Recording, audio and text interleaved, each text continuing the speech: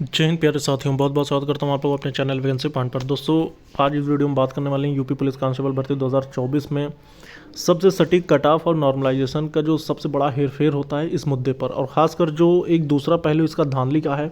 तो इन तमाम मुद्दों को इस वीडियो में डिस्कस करने वाले हैं, तो वीडियो के अंत तक बने रहिएगा। सभी अभ्यर्थियों के लिए ये बिल्कुल अब तक की सबसे सटीक और सबसे बेनिफिशियल वीडियो साबित होने वाली है। तो चैनल को ज़रूर सब्सक्राइब कर लेना, क्योंकि यहाँ पर आपको आपकी भर्ती संबंधित जितनी भी डिटेल्स या अपडेट्स होती हैं वो सारी आप तक पहुँचाई जाती हैं।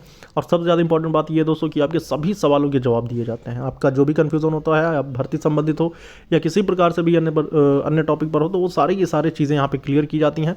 और आपकी जो भी डिटेल्स होती हैं, खासकर जो भर्तियों की छोटी मोटी अपडेट्स आती रहती हैं, वो मैं अपने टेलीग्राम पे, इंस्टाग्राम पे शेयर करता रहता हूँ। तो आप लोग उसको भी ज़रूर से ज़रूर ज्वाइन कर लेना। लिंक मैं आपको डिस्क्रिप्शन बॉक्स में दे दूँगा।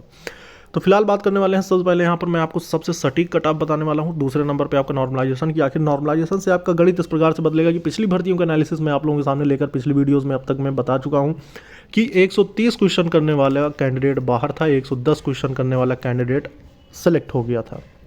तो ये है नॉर्मलाइजेशन का सबसे बड़ा झटका। और किस शिफ्ट को कितना नॉर्मलाइजेशन मिलने वाला है, इस संबंध में मैंने पोल चालू कर रखा है। और आपको मैं जल्द ही लाखों अभ्यर्थियों के एनालिसिस आप लोगों के सामने लेकर जल्द से जल्द हाजिर हो जाऊंगा कि कुल 4 शिफ्टों में आपके एग्ज़ाम जो कंडक्ट कराए गए हैं, इन चारों शिफ्टों में सबसे ज़्यादा किन शिफ्ट वालों को नॉर्मलाइजेशन का बेनिफिट मिलने वाला है। क्योंकि जिन भी शिफ्टों को आधार मानकर नॉर्मलाइजेशन किया जाएगा, तो इसका एक बार सही एनालिसिस, क्योंकि चारों पेपरों का एनालिसिस करने के बाद इस पर मैं खुद अपना एक्सपीरियंस शेयर करूंगा दोस्तों। और आपको मैंने पेपर्स भी, चारों पेपर जो है वो सभी अपने टेलीग्राम पे शेयर कर दिए हैं। आप लोग वहाँ जाके उसको डाउनलोड कर सकते हैं। फिलहाल यहाँ पर अब सबसे पहले मैं शुरुआत करता हूँ कट ऑफ का लेकर। एक तरफ है मेल कैंडिडेट, एक तरफ है फीमेल कैंडिडेट।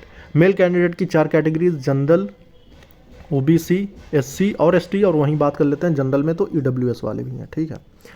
तो कितनी मैक्सिमम कितनी कट ऑफ जा सकती है, अभ्यर्थियों का जो सबसे बड़ा कंफ्यूजन है कि धांधली होने के बाद क्या इसमें कट ऑफ में असर पड़ेगा। तो दोस्तों ये बात जान लेना कि धांधली करने वाले कैंडिडेट का जो सबसे बड़ा दुश्मन बनेगा वो बनेगा नॉर्मलाइजेशन, ठीक है। आप बिल्कुल परेशान ना होना, क्योंकि ये बात तो भर्ती बोर्ड को भी पता है कि 120 मिनट में कितने क्वेश्चंस किए जा सकते हैं। एक जो सही कैंडिडेट है, जो एक ईमानदार कैंडिडेट है, मैं अगर अपना खुद का एक एक्सपीरियंस शेयर करूं तो ये बात मैं जानता हूं कि 120 मिनट में मैक्सिमम क्वेश्चन करने की जो कैपेसिटी है, करने वाले तो 140 भी कर सकते हैं, लेकिन जो एक सेफ जोन माना जाए तो वो 120 क्वेश्चन हो सकता है, ठीक है, जो सही कर सकते हैं।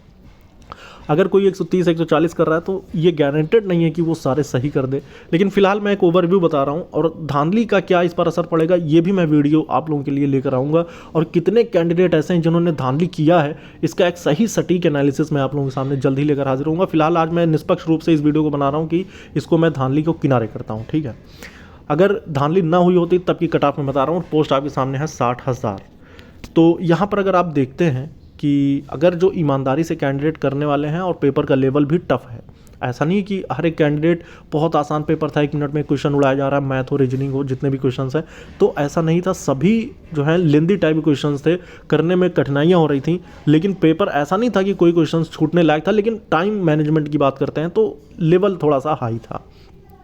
यहाँ पर अगर मैं जनरली बात करता हूँ तो भैया, अगर मेल कैंडिडेट है, जनरल से बिलोंग कर रहा है, तो वो 110 से 115 के बीच में अगर उसने सही किया है तो अपने फिजिकल की तैयारी बिल्कुल शुरू कर दे। मार्च में आपका फिजिकल होना तय है, ठीक है।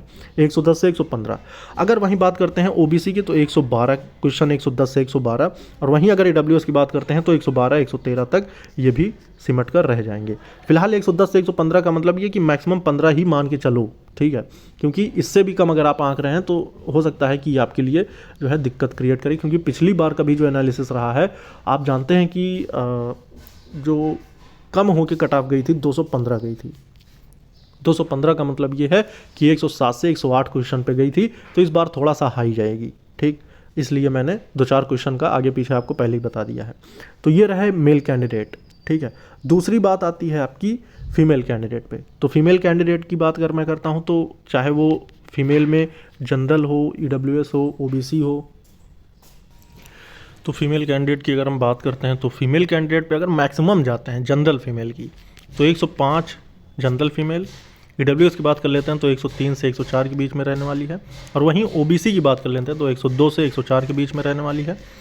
क्योंकि ये तीनों कैटेगरी ऐसी है कि जिनका कंपटीशन एक लेवल पे है। और वहीं अगर एससी की बात करते हैं तो 95 और एसटी की बात करते हैं तो 88 क्वेश्चन पर। ये फाइनल जो है क्लोजिंग मेरी तरफ से है और ये एक ऐसा एनालिसिस है जिनमें काफ़ी ज़्यादा अभ्यर्थियों का एक एनालिसिस करने के बाद इस आंकड़े पर मैं पहुंचा हूं। तो साथियों, ये मैंने आपको कट ऑफ संबंधित सारी डिटेल बता दी है।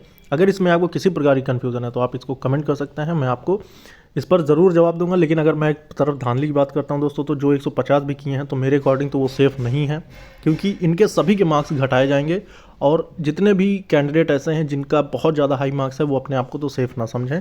बाकी इसके अकॉर्डिंग देखा जाए तो 110 वाला सेफ़ है। इस वीडियो में इतना ही दोस्तों। जय हिंद, जय भारत। और मैं जल्दी नॉर्मलाइजेशन की एक सटीक वीडियो लेके आऊँगा शिफ्ट का एनालिसिस करने के बाद।